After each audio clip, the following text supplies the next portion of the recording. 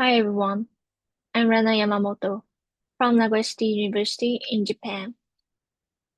Today I would like to talk about our study, the impact of daily English exposure on article usage, a comparative study of English as a foreign language, EFL, and English as a second language, ESL learners. This research explored the understanding of articles within these two groups.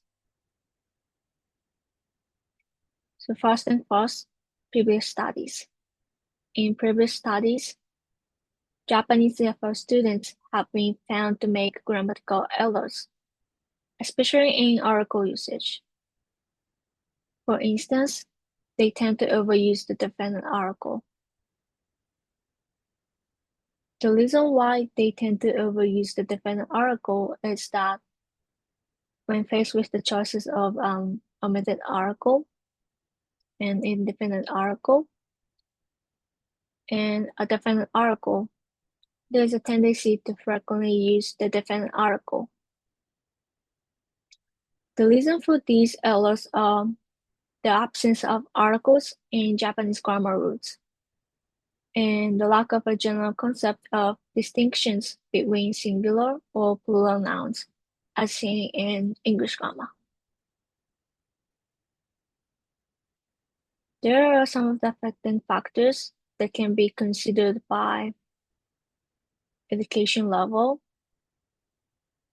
native language, language proficiency, and amount of natural input.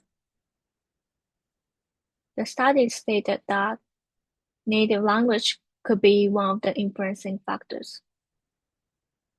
This is because when comparing individuals who use articles in their native language with those who do not, there may be differences in the total scores when conducting the quiz. So we focus on the native language in this research. Research questions. First question was, how much does the article's usage vary among Japanese English as a foreign language, EFL students, and English as a second language, ESL students? Second question was, what are the results when comparing the total scores of proper noun, superlative, definite article, uncountable noun, and omitted article between Japanese EFL students and ESL students? Hypothesis.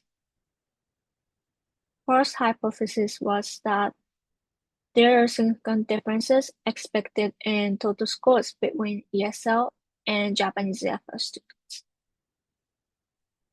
The reason is amount of input is different. Second hypothesis was that Japanese EFL students score higher in the superlative, but they are struggling with proper noun. Third hypothesis was ESL students would score higher on the definite article. On the other hand, they would struggle with omitted article. The reason we thought this way is that Japanese EFL students learn superlative in the early stages of English study. Superlative is often preceded by the definite article. For the quiz on proper noun, we selected unfamiliar foreign university names and geographic names that we believe participants commonly struggle with. Additionally, we included atypical article usage, such as "and" before FBI in certain sentences. According to the Ionin et al., suggested that there is an article choice parameter, where languages with two articles, definiteness and specificity, determine which article to use. Definiteness involves deciding when to use the definite article, the in English.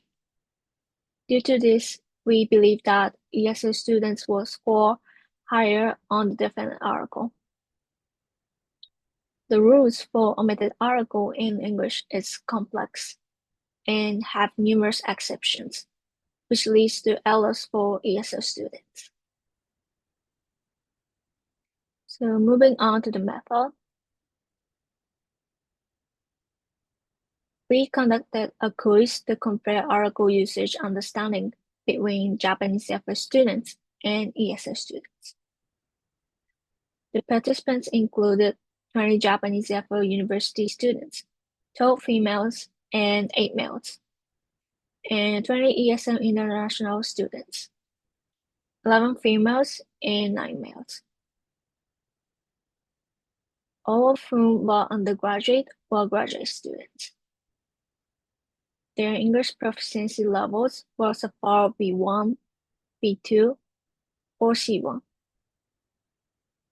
The participants were asked to fill in the blanks by choosing articles such as a, and, the, or leaving the space empty, omitted article, by using Microsoft Forms.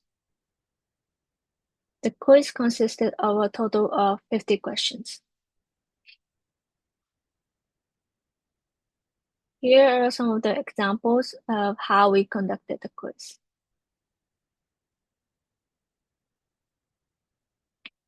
As mentioned earlier, the participants were asked to fill in the blanks with 10 questions each related to proper noun, superlative, definite article, and other aspects.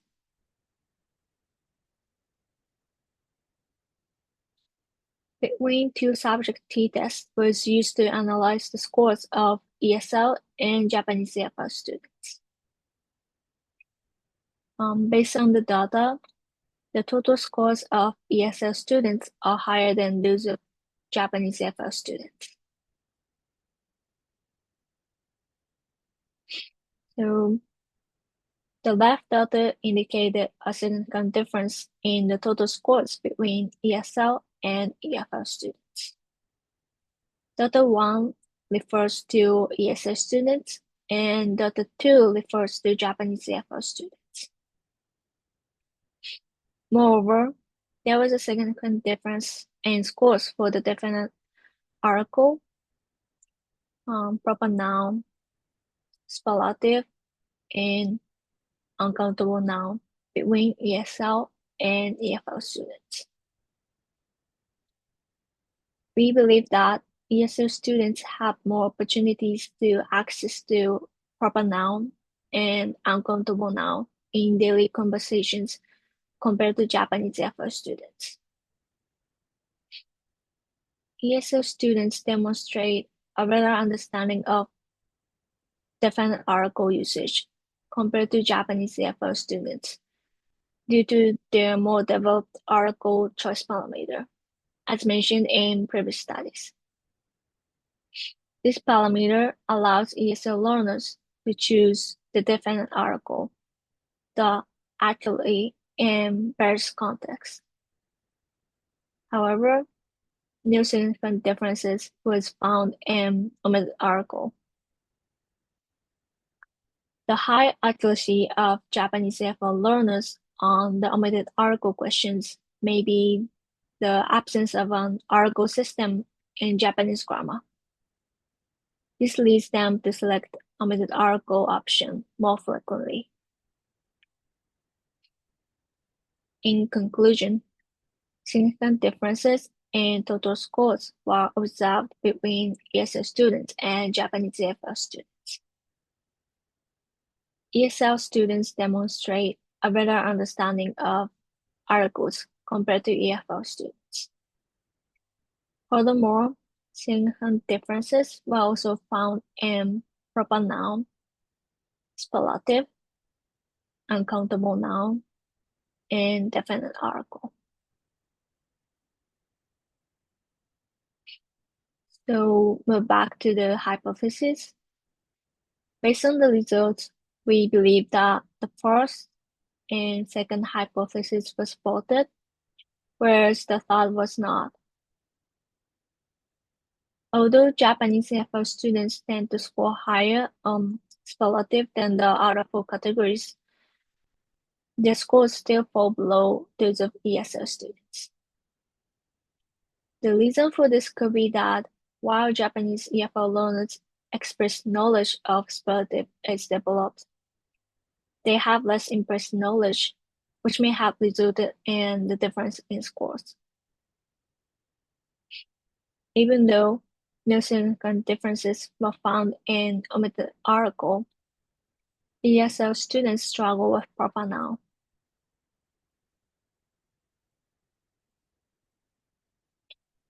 We believe that they have difficulty distinguishing article usage, especially in text containing geographical names or atypical uses of articles, such as an FBI or a European country.